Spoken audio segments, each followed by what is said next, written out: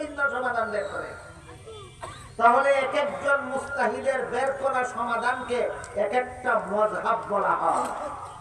এই মর্মে আল্লাহ 59 নম্বর আয়াতে বলেন, ফাইন তানাযাতুম ফি শাইইন, তোমরা যদি ঐক্যবদ্ধ না হয় ভিন্ন ভিন্ন সমাধান যদি বের করো, তাহলে এক একজন মুস্তাহিদের বের করা এক একটা সমাধানই ইসলামের বিধিবিধান পাওয়ার চতুর্থ ঠিকানা।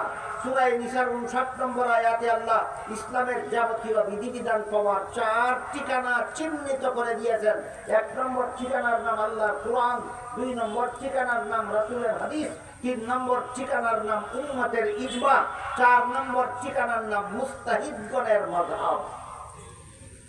সূরা নিসার 59 নম্বর আয়াতে আল্লাহ ইসলামের যাবতীয় বিধিবিধান কত ঠিকানায় পাওয়া যাবে বলে দিয়েছেন। প্রথম ঠিকানার নাম আল্লাহর কোরআন। আমি যেভাবে বলি, আমি জিজ্ঞেস করলে সেভাবে বলবেন। প্রথম ঠিকানার নাম আল্লাহর কোরআন, দ্বিতীয় ঠিকানার নাম রাসূলের হাদিস, তৃতীয় ঠিকানার নাম উম্মতের ইজমা, চতুর্থ ঠিকানার নাম ইমাম মুস্তাহিদগণের মাযহাব। চতুর্থ ঠিকানার নাম মুস্তাহিদগণের মাযহাব। এখন যদি আপনি বলেন আমি উম্মতের ইজমা মানি না, তাহলে সূরা নিসার 59 নম্বর আয়াত মানেন না। এখন যদি বলেন আমি মাযহাব মানি না, তাহলে আপনি সূরা নিসার 59 নম্বর আয়াত মানেন না। 59 নম্বর আয়াত মানতে হলে কোরআন মানতে হবে, হাদিস মানতে হবে, ইজমা মানতে হবে, মাযহাব মানতে হবে। যারা মাযহাব মানে না এরা বলে, প্রশ্ন করে, মাযহাব যদি ইসলামের বিধানের কোনো ঠিকানা হয়ে থাকতো, তাহলে সাহাবায়ে কেরামের মধ্যে মাযহাব ছিল না কেন? আবু বকরের নামে একটা মাযহাব হলো না কেন? খলিফা উমরের নামে একটা মাযহাব হলো না কেন? উসমানের নামে একটা মাযহাব হলো না কেন? আলীর নামে একটা মাযহাব হলো না কেন? সাহাবায়ে কেরামের নামে কোনো মাযহাব হলো না কেন?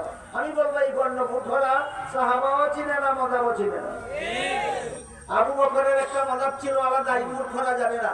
হযরত উমরের একটা মাযহাব ছিল আলাদা, এই মূর্খরা জানে না। হযরত ইবনে আব্বাসের একটা মাযহাব ছিল আলাদা, মূর্খরা জানে না।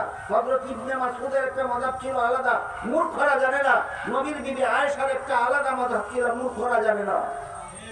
দুই একটা উদাহরণ দেব। আমি আশা করি নবীর খাঁটি উম্মত হিসাবে আপনারা সকলে জানেন এবং বিশ্বাস করেন।